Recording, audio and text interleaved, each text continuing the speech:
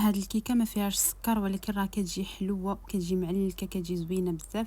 ما استخدمش نهائيا فيها سكر سنيده، ولكن درت البدائل.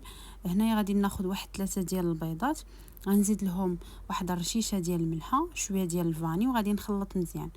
اللي باغي يضيف سكر سنيده غديري 180 غرام. انا غندير هنايا 4 المعالق كبارين ديال العسل الطبيعي وغنخلط مزيان. من بعد غنزيد لهم كاس مع مرش مخلطته ما بين الزبده دايبه وما بين زيت نباتيه.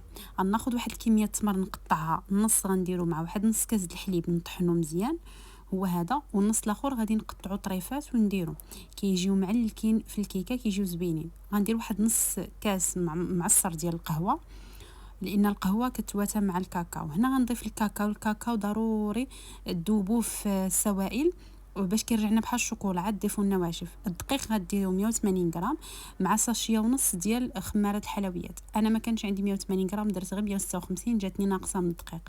3 د البيضات كنديروا لها 180 غرام ديال الدقيق. العبار كيجي هو هذا. صافي غنخلط مزيان هادشي هذا، وغادي نديرو في واحد المول، وغادي نزوق من الفوق بشويه الشوفان. تقدري ديري لوز ايفيلي اي حاجه، ولا تقدري تخليها هي هذيك، وصافي. وغادي ندخلها طيب.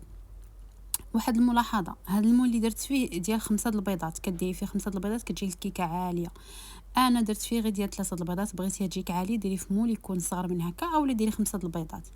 داكشي علاش جاتني انا حاضره الكيك، حيت اول حاجه ناقصه واحد شويه ديال الدقيق، ثاني حاجه المول كبير على 3 ديال البيضات. ولكن راها جات غزاله وجات حلوه وجات معلكه. انا عجبتني داك التعليكه اللي جات فيها، وجات هي هذيك الحلاوه ديالها، جات هي هذيك، لان داك التمر والعسل راه صافي تيعطيونا الحلاوه العاديه اللي خصها تكون.